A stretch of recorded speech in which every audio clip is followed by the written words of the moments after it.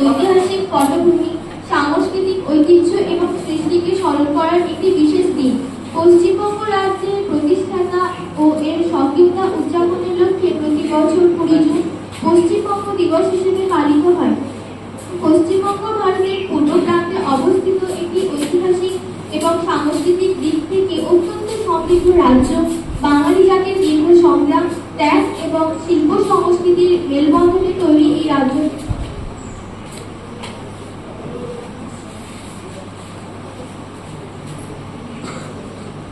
তার নিজস্ব ঐতিহ্যের জন্য বিশ্বজুড়ে পরিচিত। 1947 সালে ভারত ভাগের পর অবিভক্ত বাংলায় যে অংশটি ভারতে অন্তর্ভুক্ত হয় তা আজকের পশ্চিমবঙ্গ। এই রাজ্যটির উৎপত্তি এবং অস্তিত্বের ইতিহাসকে স্মরণ করতে 20 জুন পশ্চিমবঙ্গ দিবস পালন করা হয়।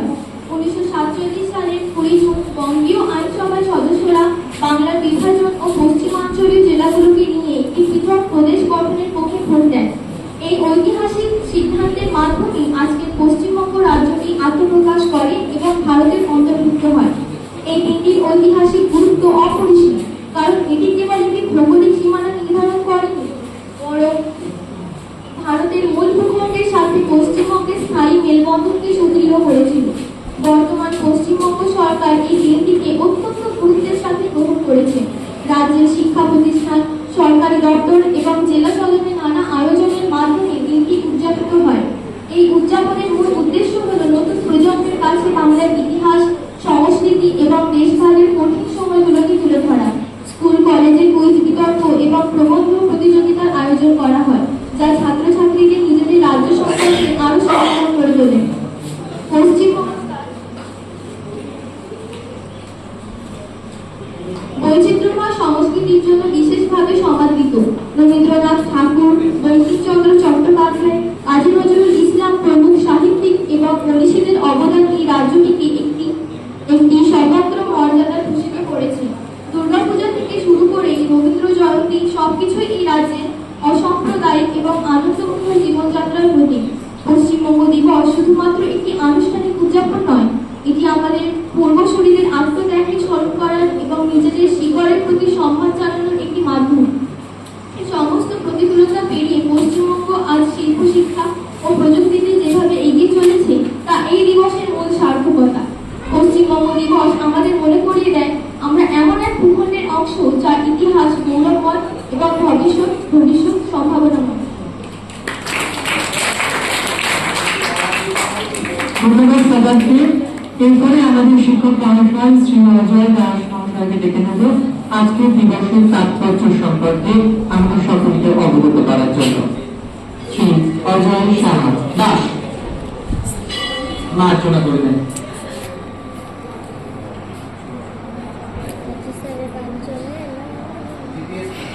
ধন্যবাদ স্যারকে।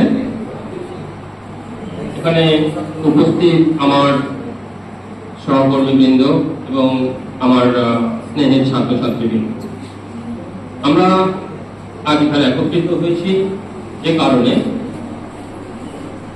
তা হচ্ছে পশ্চিমবঙ্গ দিবস। ইতিপূর্বে আমাদের মাননীয় প্রধান শিক্ষক মহাশয় পশ্চিমবঙ্গ দিবস সম্বন্ধে একটা ধারণা সুস্পষ্টভাবে তোমাদের কাছে দিয়ে গেছেন। আমরা আরো একবার তার উপরে আলোকপাত করি যে পশ্চিমবঙ্গ দিবস কি, আর কেনই বা পশ্চিমবঙ্গ দিবস পালন করা হয়। আমরা পূর্বে অনেকগুলো বছর কাটিয়েও গেছি, কিন্তু আমাদের সামনে পশ্চিমবঙ্গ দিবস আমরা দেখতে পাইনি। কেনই বা দেখতে পাইনি? তো এই যে বিভিন্ন প্রশ্নগুলো, তার উপরে আমরা একটু একটু করে আলোকপাত করব। পশ্চিমবঙ্গ দিবস প্রধানত যে ব্যাপারটার উপরে আলোকপাত করে সেটা হচ্ছে বঙ্গভঙ্গ। বঙ্গভঙ্গ দুবার হয়েছিল। প্রথম বঙ্গভঙ্গ 1905 সালে, যে বঙ্গভঙ্গের প্রধান কারিগর ছিলেন লর্ড কার্জন। লর্ড কার্জন বঙ্গভঙ্গ করেন তার নিজের এবং ইংরেজদের শাসনের যাতে সুবিধা হয় সেই কারণে। তো কি সুবিধা তারা নিতে পারতো এই বঙ্গভঙ্গের মাধ্যমে?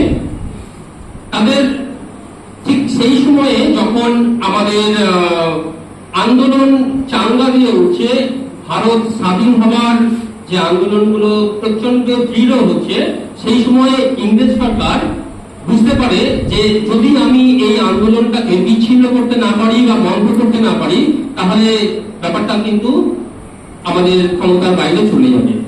তখন বড়লাট কার্জন বঙ্গভঙ্গের প্রস্তাব আনে। বঙ্গভঙ্গের প্রস্তাব মানে যখন কলকাতা বা সেই অঞ্চলে বিপ্লবীদের আন্দোলন এবং সেখানকার বুদ্ধিজীবী হিন্দু যে সমস্ত বিপ্লবীরা ছিলেন তাদেরকে আলাদা করার জন্য 1905 সালে বঙ্গভঙ্গের আইন প্রণয়ন করেন। কিন্তু সারা বাংলা জুড়ে এর বিরুদ্ধে প্রতিবাদ ওঠে। এর প্রতিবাদেই বিশ্বকবি রবীন্দ্রনাথ ঠাকুর তিনি আনেন রক্ষাবন্ধন, যাকে আমরা রাখি বন্ধন করি। রাখি বন্ধন উৎসব, স্বদেশী আন্দোলন, বয়কট ইত্যাদির মাধ্যমে সারা পশ্চিমবঙ্গ জুড়ে প্রচন্ড আন্দোলন সৃষ্টি হয় এবং অবশেষে বঙ্গভঙ্গ রোধ হয়। 1905-এ শুরু হলেও রোধ হয়েছিল 1911-তে।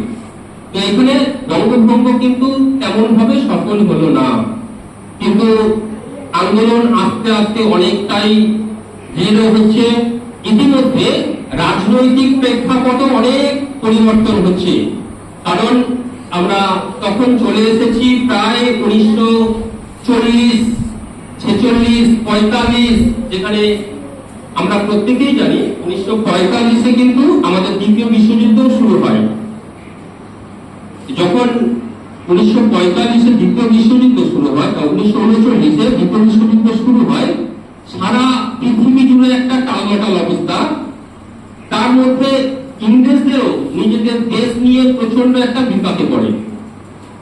1945-এ দ্বিতীয় বিশ্বযুদ্ধ শেষ হয়।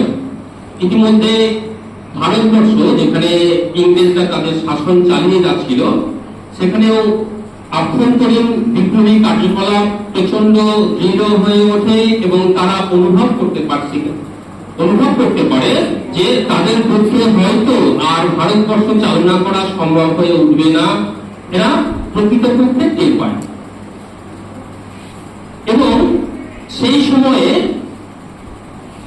যে পূর্ববঙ্গ বা পূর্ব পাকিস্তান, এই কনসেপ্টটা তখন মাথায় আসে যে ভারতবর্ষকে আলাদা করতে গেলে, আলাদা মানে ধর্মীয় ভিত্তিতে তখন বঙ্গভঙ্গের ব্যাপারটা চলে আসে।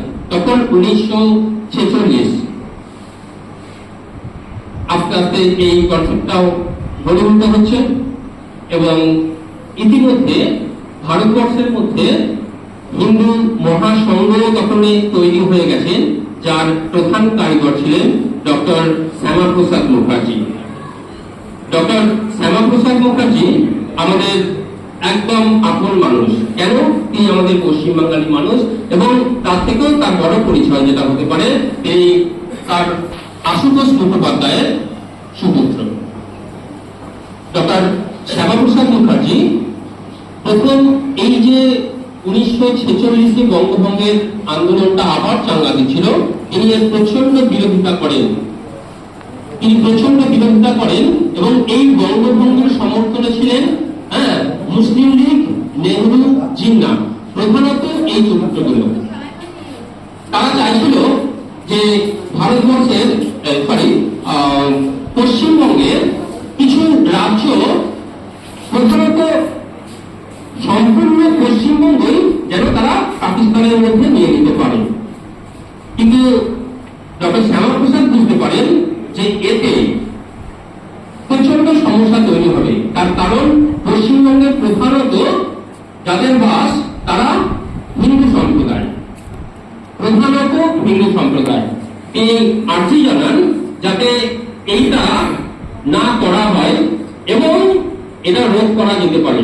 না হলে তার মত অনুযায়ী যদি বঙ্গভঙ্গের মাধ্যমে এটা পাকিস্তানের দিকে চলে যায়, তবে যে হিন্দুদের অবস্থা, তাদের যে শ্বাস নেওয়া পর্যন্ত অসুবিধা হয়ে যাবে তিনি অনুভব করেন এবং তিনি প্রচেষ্টা করেন, তার প্রস্তাব রাখেন, যাতে যদি বঙ্গভঙ্গ করতেই হয় পশ্চিমবঙ্গকে যেন ভারতের মধ্যে আনা হয় এবং অন্য পাটটা চলে যাক বাংলাদেশে।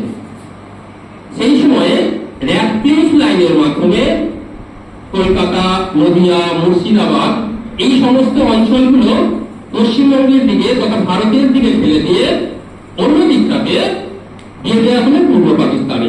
পূর্ব পাকিস্তান মানে আজকের দিনে যেটা বাংলাদেশ।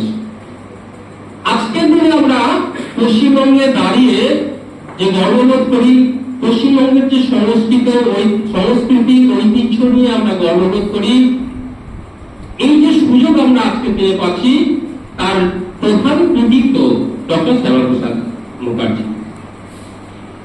তো আসলে আমরা ইতিমধ্যে অনুভব করতে পারছি, তাহলে পশ্চিমবঙ্গ দিবস হচ্ছে প্রধানত একটা যেন জন্মদিনের মতো, একটা নতুন পশ্চিমবঙ্গ তৈরি হলো।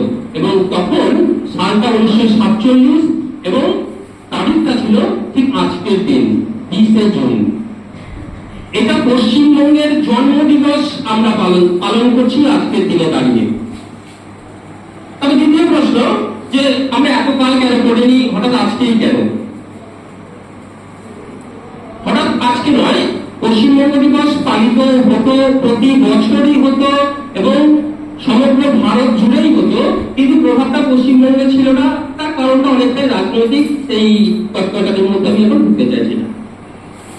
আজকে রাজনৈতিক প্রেক্ষাপট পরিবর্তনের সঙ্গে সঙ্গে আমরা প্রত্যেকেই আমাদের দাবি ছিল পশ্চিমবঙ্গ দিবস সুন্দর করে আমরা যেন পালন করতে পারি, পশ্চিমবঙ্গের বাসিন্দা হিসেবে আমরা যাতে এর জন্মদিন উৎসব পালন করতে পারি সেই ব্যবস্থা করা। আমরা সুন্দরভাবে সেই উৎসব আজকে সারা বাংলাব্যাপী উদযাপন করছি এবং আমি কৃতজ্ঞতা প্রকাশ করি আমাদের বিদ্যালয়ের প্রধান শিক্ষক মাননীয় শ্রী সুদীপ মুখার্জি মহাশয় এবং আজকের এই অনুষ্ঠানের যে উদ্যোক্তা ধ্রুপদ স্যার, এদের প্রতি। কারণ এই যে উৎসব সারা বাংলাব্যাপী পালন করা হচ্ছে, এটাকে আমরা সুন্দরভাবে নিজেদের ওর মধ্যে অন্তর্ভুক্তি করতে পেরেছি। এই কারণে আজকে আর বেশি কিছু নয়, ধন্যবাদ।